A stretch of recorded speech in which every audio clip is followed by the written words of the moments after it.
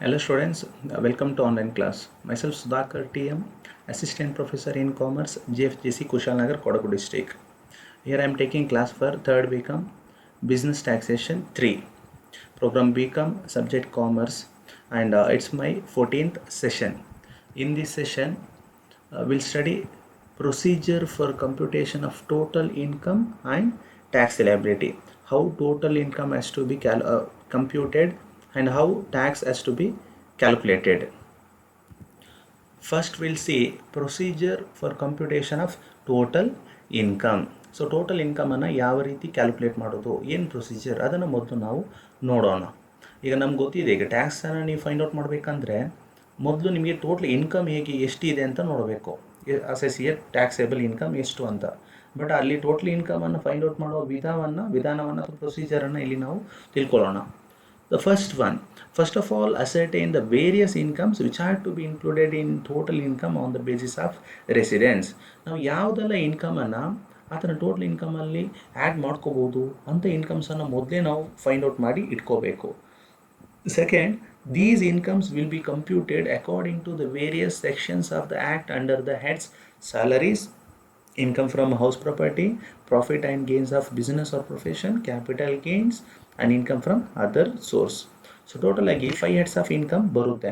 ಒಂದು ಸ್ಯಾಲರಿ ಬರುತ್ತೆ, ಅದೇ ಥರ ಇನ್ಕಮ್ ಫ್ರಮ್ ಹೌಸ್ ಪ್ರಾಪರ್ಟಿ ಇದೆ, business income or professional income ಇದೆ, 4th ಒನ್ ಕ್ಯಾಪಿಟಲ್ ಗೇನ್ ಇದೆ, 5th one income from other source ಇದೆ. ಇಲ್ಲಿ ಈ ಇನ್ಕಮ್ಸನ್ನು ಫೈಂಡ್ ಔಟ್ ಮಾಡುವಾಗ ಇದಕ್ಕೆ ಸಂಬಂಧಪಟ್ಟಂತಹ ಬೇರೆ ಬೇರೆ ಸೆಕ್ಷನ್ಸ್ ಇದೆ, ರೂಲ್ಸ್ ಇದೆ. ಅದೇ ಪ್ರಕಾರ ನಾವು ಇನ್ಕಮನ್ನು ಫೈಂಡ್ ಔಟ್ ಮಾಡ್ಕೋಬೇಕಾಗುತ್ತೆ. And also we have to include incomes which are included under section 60 to 65 in the appropriate heads while computing the income under various heads. And the third one, then the effect will be given to the unabsorbed losses and allowances brought forward from earlier years. ಕೆಲವೊಮ್ಮೆ ಏನಾಗಿರುತ್ತೆ ಅಂತ ಹೇಳಿದ್ರೆ, ನಮಗೆ last years previous year ಇರ್ಬೋದು, ಅದು ಅದರ ಹಿಂದಿನ ವರ್ಷ ಇರ್ಬೋದು, ಕೆಲವೊಂದು ಅನ್ಅಬ್ಸಾರ್ಬ್ಡ್ ಡಿಪ್ರಿಷಿಯೇಷನ್ ಇರ್ಬೋದು ಅಥವಾ ಅನ್ಅಬ್ಸಾರ್ಬ್ಡ್ ಬಿಸ್ನೆಸ್ ಲಾಸಸ್ ಇರ್ಬೋದು, ಅದನ್ನು ಈ ವರ್ಷಕ್ಕೆ ಕ್ಯಾರಿ ಫಾರ್ವರ್ಡ್ ಮಾಡಿರ್ತಾರೆ. ಸೊ ಆ ರೀತಿ ಕ್ಯಾರಿ ಫಾರ್ವರ್ಡ್ ಮಾಡಿದಂಥ ಲಾಸಸ್ ಏನಾದರೂ ಇದ್ದರೆ ಅದನ್ನು ಕೂಡ ನಾವು ಕನ್ಸಿಡರ್ ಮಾಡಬೇಕಾಗುತ್ತೆ. And the 4th one, from the gross total income deductions allowed under section 80C to 80U will be deducted. Okay, after adding all the 5 heads of income you will get gross total income. ಆ ಮೊದಲು ಏನು 5 heads of income ಇದೆ, salary, house property, business income, capital gain, other source, ಈ 5 ಹೆಡ್ಡನ್ನು ನೀವು add ಮಾಡಿದಾಗ ನಿಮಗೆ gross total income ಸಿಗುತ್ತೆ. ನೆನಪಿರಲಿ, ಗ್ರಾಸ್ ಟೋಟಲ್ ಇನ್ಕಮ್ ಮೊದಲು ಈ 5 ಹೆಡ್ಡನ್ನು ಕ್ಯಾಲ್ಕುಲೇಟ್ ಮಾಡಿದ ನಂತರ ಅದರ ಟೋಟಲಿಗೆ ಗ್ರಾಸ್ ಟೋಟಲ್ ಇನ್ಕಮ್ ಅಂತ ಕರಿತೇವೆ. ಗ್ರಾಸ್ ಟೋಟಲ್ ಇನ್ಕಮ್ ಮೇಲೆ ಟ್ಯಾಕ್ಸ್ ಮಾಡಲಿಕ್ಕೆ ಬರಲ್ಲ. ಯಾಕಂತೇಳಿದರೆ ಗೌರ್ಮೆಂಟ್ ಆತನಿಗೆ ಟ್ಯಾಕ್ಸನ್ನು ಕಡಿಮೆ ಮಾಡಲಿಕ್ಕೋಸ್ಕರ ಅಥವಾ ಆತನಿಗೆ ಒಂದು ಆಪ್ಷನ್ಸನ್ನು ಕೊಟ್ಟಿದೆ. ಏನಂತೇಳಿದರೆ ಡಿಡಕ್ಷನ್ ಅಂಡರ್ ಸೆಕ್ಷನ್ 80. ಸೊ ಆತ ಗೌರ್ಮೆಂಟ್ ಏನು 80C ಇಂದ ಹಿಡಿದು 80U ತನಕ ಬೇರೆ ಬೇರೆ ರೀತಿಯಂತಹ ಸೌಲಭ್ಯವನ್ನು ಕೊಟ್ಟಿದೆ. ಅಂಥ ಅಪರ್ಚುನಿಟಿಯಲ್ಲಿ ಅಥವಾ ಆಪ್ಷನ್ಸಲ್ಲಿ ಆತ ಇನ್ವೆಸ್ಟ್ಮೆಂಟ್ ಏನಾದರೂ ಮಾಡಿದರೆ ಅಷ್ಟು ಅಮೌಂಟಿಗೆ ಆತ ತೆರಿಗೆ ಕಟ್ಟಬೇಕಂತ ಇಲ್ಲ. ಸೊ ಹಾಗಾಗಿ ಆ ರೀತಿ ಏನಾದರೂ ಡಿಡಕ್ಷನ್ಸ್ ಇದೆಯಾ ಅಂತ ನಾವು ನೋಡಿಕೊಂಡು ಆ ಡಿಡಕ್ಷನ್ಸನ್ನು ಗ್ರಾಸ್ ಟೋಟಲ್ ಇನ್ಕಮಿಂದ ಮೈನಸ್ ಮಾಡಬೇಕು. Okay, from the gross total income we have to deduct various deductions comes under 80, ಫ್ರಮ್ 80C to 80U. Then you will get total income. It is also called as taxable income. 5th one, the balance will be the total income. This will be rounded off as under rounded off of total income. The amount of total income computed in accordance with the provisions of the act shall be rounded off to the nearest multiple of 10 rupees. ಅಲ್ಲೇನು gross total income ಇಂದ deduction under section 80 ನಾವು minus ಮಾಡಿರ್ತೀವಿ. ಅದು minus ಮಾಡಿದ ನಂತರ balance amount ಏನು ಸಿಗುತ್ತೆ ಅದನ್ನು ಟೋಟಲ್ ಇನ್ಕಮ್ ಅಂತ ಕರಿತೇವೆ ಅಥವಾ ಟ್ಯಾಕ್ಸಬಲ್ ಇನ್ಕಮ್ ಅಂತ ಕರಿತೇವೆ. ಆ ಇನ್ಕಮನ್ನು ನಾವು ಈ ನಿಯರೆಸ್ಟ್ 10 ರೂಪೀಸ್ ಇರುತ್ತೆ ನೋಡಿ, ಆ ನಿಯರೆಸ್ಟ್ 10 ರೂಪಿಗೆ ರೌಂಡ್ ಆಫ್ ಮಾಡ್ಕೋಬೇಕು. ಈಗ 67 ಇದ್ದರೆ 70 ರೂಪೀಸ್ ಆ ಥರ. ಅದೇ ನಿಮಗೆ ಫಾರ್ ಎಕ್ಸಾಂಪಲ್ 1258 ಅಂತಿದ್ರೆ 1260 ಈ ರೀತಿ 10 ರೂಪೀಸಿಗೆ ರೌಂಡ್ ಆಫ್ ಮಾಡ್ಕೋಬೇಕಾಗುತ್ತೆ. ಸೊ ಇದು procedure for the computation of total income. ಇಲ್ಲಿ ಟೋಟಲ್ ಇನ್ಕಮ್ ಸಿಗುತ್ತೆ. ನೆಕ್ಸ್ಟ್ ನಾವೇನು ಮಾಡಬೇಕು, we should find out tax liability. Before that C the format for the computation of total income of an individual. ಇದು ನೋಡಿ, ಇದು format. Total ಇನ್ಕಮನ್ನು find out ಮಾಡುವಂಥ format. Particulars and amount. First one is income from salary. We should take first one income from salary, second income from house property, third one profit and gain of business or profession, fourth one capital gain, fifth one income from other sources.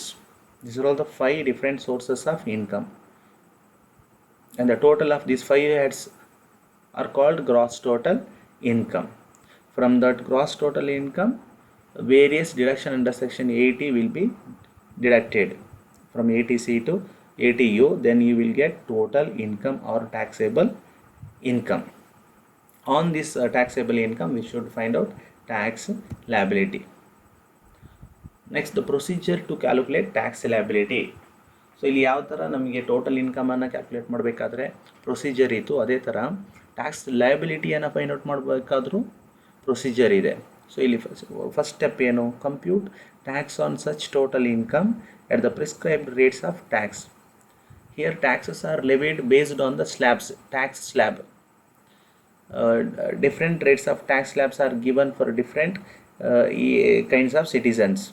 Say for individual who are below 60 years, for them one tax slabs are given, and who are above 60 years, below 80 years, for them different tax slabs are given, and for super senior citizen who are above 80 years, for them also tax slabs are completely different.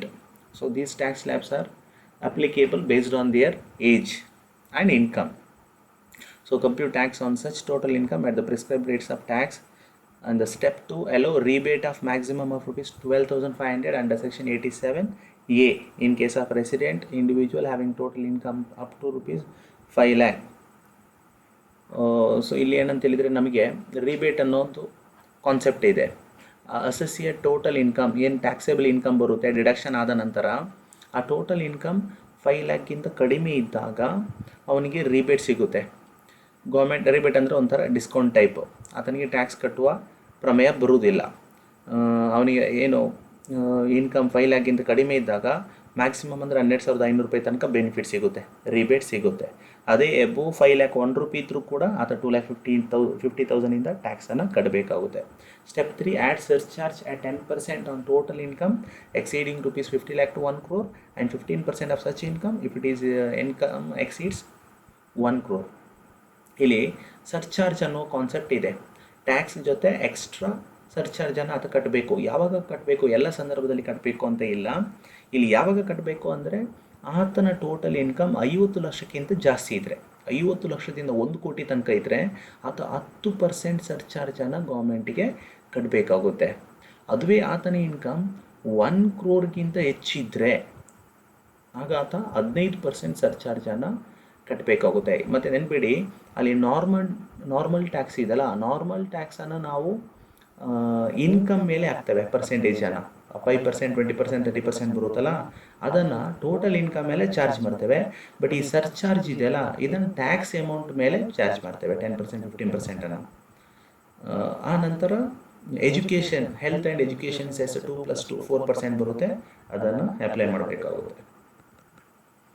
And the fifth step, allow relief under section 87 if any. ಏನಾದರೂ relief ಏನಾದರೂ ಇದ್ದರೆ, surcharge ಬಂದರೆ ಅವನಿಗೆ rebate ಸಿಗುತ್ತೆ, rebate ರಿಲೀಫನ್ನು ಕೊಡಬೇಕಾಗುತ್ತೆ. Surcharge ಬಂದರೆ ಮಾತ್ರ rebate ಬರೋದು, ಇಲ್ಲದಿದ್ದರೆ ರಿಬೇಟ್ ಬರೋದಿಲ್ಲ. Step 6, deduct the TDS advance tax paid for the relevant assessment year and double taxation relief under section 90, 90A or 91. The balance is the net tax payable, which will be rounded up nearest 10 rupees and must be paid as self-assessment tax before submitting the return of income.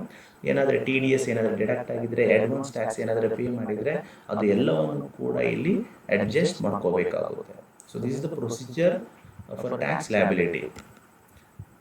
Okay, so ಇಲ್ಲಿ ನೋಡ್ಕೋಬೇಕು. Tax rate ಕೂಡ ಅಷ್ಟೇ, ನೀವು tax rate calculate ಮಾಡೋ charge ಮಾಡೋತ್ತಿಗೆ ನೋಡ್ಕೋಬೇಕು. ಎಲ್ಲವೂ ಕೂಡ tax ಸ್ಲ್ಯಾಬಲ್ಲಿ ಇದ್ದಾಗೇ ಅದೇ ರೇಟಲ್ಲಿ ಬರಲ್ಲ. ಕೆಲವೊಂದು ಇನ್ಕಮಿಗೆ ಫಿಕ್ಸ್ಡ್ ರೇಟ್ ಇದೆ, ಫ್ಲ್ಯಾಟ್ ರೇಟ್ ಇದೆ. ಕ್ಯಾಶುವಲ್ ಇನ್ಕಮ್, ಫಾರ್ ಎಕ್ಸಾಂಪಲ್ ನೋಡಿ, lottery, crossword puzzle, horse race, gambling, cards, ಇದಕ್ಕೆಲ್ಲ ಫಿಕ್ಸ್ಡ್ ರೇಟ್ 30% ಟ್ಯಾಕ್ಸ್ ಕಟ್ಟಬೇಕು. ಅದೇ ಲಾಂಗ್ ಟರ್ಮ್ ಕ್ಯಾಪಿಟಲ್ ಗೇನಿಗೆ 20%, short term capital gain from shares 15%. ಉಳಿದಂಥ ಇನ್ಕಮ್ ಏನಾದರೂ ಇದ್ದರೆ ಮಾತ್ರ ನಿಮಗೆ ಟ್ಯಾಕ್ಸ್ ಸ್ಲ್ಯಾಬ್ ರೇಟ್ ಪ್ರಕಾರ ಬರುತ್ತೆ. ಸೊ